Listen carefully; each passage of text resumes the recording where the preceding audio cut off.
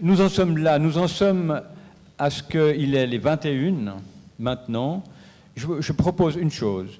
Je vous propose de prendre encore 2 interventions. Vous êtes d'accord? 2 interventions. Et puis ensuite, je vous suggérerais de continuer la discussion, comme vous l'avez fait du reste pour entrer dans ce rendez-vous entre vous de façon moins officielle. D'accord? Monsieur et ensuite monsieur. D'accord. François Lilienfeld de la Chaux-de-Fonds, je voudrais réagir à une chose qu'a dit monsieur Constantin à propos des bus vides. Vous dites, ça sert à quoi d'avoir une grande cadence si les bus sont vides? Bon, d'abord, ça nous met dans un cercle vicieux qu'on a pu observer en France, par exemple. On réduit la cadence et les gens disent « Oh, il faut que j'attende une demi-heure, je prends la voiture ». C'est ce qui s'est passé à beaucoup d'endroits en France où, pour finir, on n'a plus eu de bus ou juste un bus à 7 heures pour les écoliers et à 17 heures pour qu'ils rentrent chez eux. Alors je crois que c'est un risque à prendre. On n'aura jamais 2 jours où il y aura le même nombre de voyageurs, mais les gens prendront seulement les transports publics si l'offre est là et si l'offre est valable. Sinon, ils prendront la voiture. Et je crois que ça, c'est un grand danger auquel il faut vraiment faire très attention.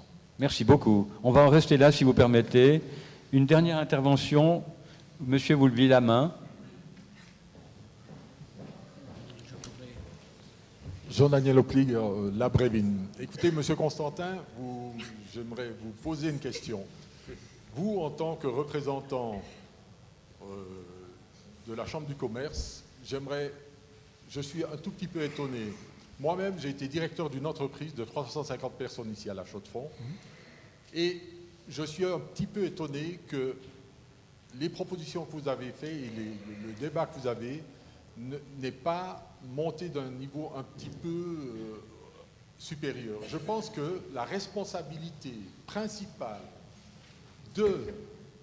les grands problèmes que nous avons aujourd'hui de mobilité dans le canton sont dus aux entreprises. Et les entreprises elles-mêmes ne prennent pas leur part de responsabilité dans ce transport et dans cette grande problématique. Je prends les grandes entreprises. Vous prenez, j'ai habité et je suis né au Locle, tout près d'où on a construit l'entreprise Cartier aujourd'hui. Et je trouve que c'est une pure aberration d'avoir mis une entreprise telle qu'on a mis au Locle sans penser un tout petit peu comment aller travailler ces gens dans cette région, comment on allait les amener, etc. Et ça, c'est un problème des entreprises. Et ce n'est pas seulement le canton, et ce n'est pas aux ouvriers de penser à cette problématique. Et je comprends la ville du Locle aussi, qu'elle a accepté, parce que c'était une nécessité pour elle d'accepter une entreprise comme ça, mais que l'entreprise elle-même ne se pose pas elle-même la question de la mobilité et comment on va amener ces gens sur un lieu de travail comme celui-là, je trouve que c'est quelque chose qu'une grande entreprise aujourd'hui, telle que celle-là, devrait se poser la question quand elle fait une telle entreprise. Merci. Nous allons rester là. Non, nous allons en rester là, monsieur, vraiment.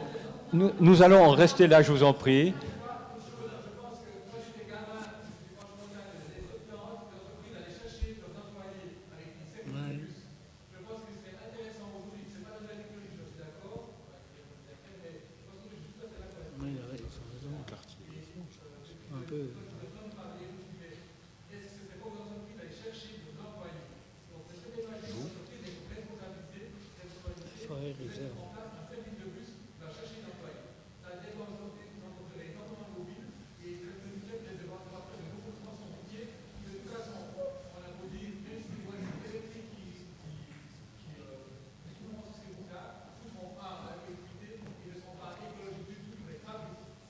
Merci beaucoup pour cette suggestion, vraiment intéressante du reste, mais j'aimerais juste vous dire une chose. C'est que maintenant, notre horaire a explosé, hein, je vous le dis tout de suite, parce que le train des 42, ça devient vraiment de plus en plus difficile.